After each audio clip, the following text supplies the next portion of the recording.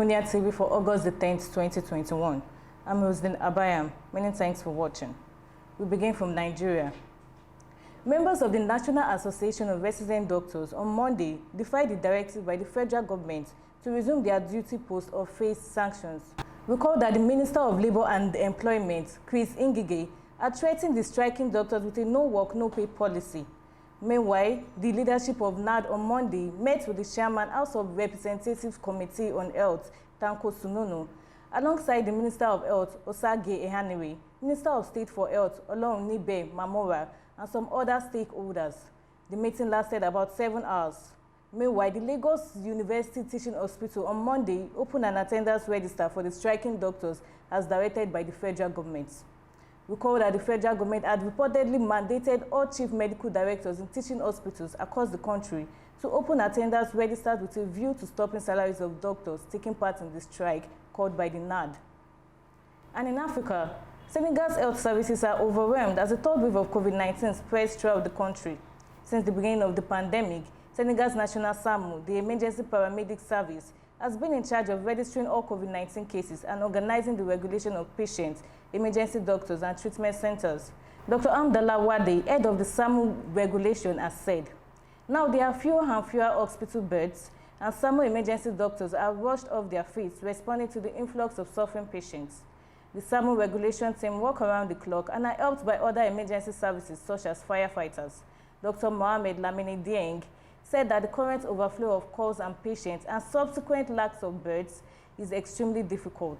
The main challenge for the regulation team is to find a place at the right time to save a person before they die. That's the main challenge, he said. And in more stories, a rights group in the Democratic Republic of Congo yesterday called the Congolese National Movement, MSC, led a protest to demand explanations from the Indian authorities over Shindani's death. The group based in Goma, North Kivu, warned there will be consequences if nothing is done by the Indian authorities to provide justice. If we are demonstrating, we want to tell the Indians, and especially the Indian government, to apologize to the Congolese people, because what happened to our compatriots is something that could never happen because we have diplomatic achievements with India. Mumbere Bonapua, MSC notable of North Kivu. Human rights defender Dufu Natabu condemned the treatment meted out to Shindani. He, however, wants more collaboration between authorities in the DRC and India.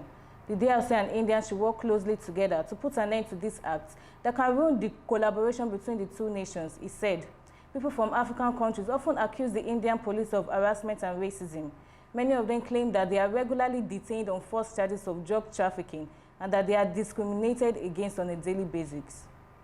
And on the international scene, the United States said it was up to Afghan security forces to defend the country after Taliban militants captured its 6th provisional capital on Monday. Along with border towns and trade routes, President Joe Biden has said the U.S. military mission in Afghanistan will end on August 31st. The Afghan people must decide their own future, and that it would not consign another generation of Americans to the 20-year war. U.S. envoy for Afghanistan, Zama Khalizad, has left for Qatar, where he will press the Taliban to stop their military offenses and to negotiate a political settlement. The State Department said on Monday, in talks over 3 days, representatives from government and multilateral organizations will press for a reduction of violence and ceasefire and a commitment not to recognize a government imposed by force. The State Department said the Afghan Taliban fighting to reinforce their rule after their 2001 ouster have stepped up their campaign to defeat the government as foreign forces withdraw. And in Sports Minister Sunday Dare has set up a panel to investigate the circumstances surrounding the disqualification of 10 Nigerian athletes at the just concluded Tokyo 2020 Olympic Games. Team Nigeria finished in 74th position on the overall table and 6th best in Africa with a silver and bronze medal at the end of the Games. The country's participation was nearly met by controversies arising from disqualification of athletes over non-compliance with anti-doping rules and the provisional suspension placed on Nigeria's top sprinter, Blessing Okagbare. He said, and I quote, "I have ordered a full investigation that will not only uncover what happened, but will also recommend a process where such lapses can never occur in the future and initiate leverage compliance monitoring technology to guardrail this." It continues, first in the mishap resulting in 10 Team Nigeria athletes being ruled ineligible to compete for missing the mandatory out of competition test, OCT. When notice of this ruling got to me, I immediately mobilized my team and the AFN leadership to see how the situation could be salvaged. We mounted a vigorous appeal process with Athletic Integrity Units, AIU, and had the team members complete the test. However, timing became the critical issue. Despite our energetic appeal, the deciding committee made its announcement, which gave no latitude to our team members for what was only an inadvertent lapse.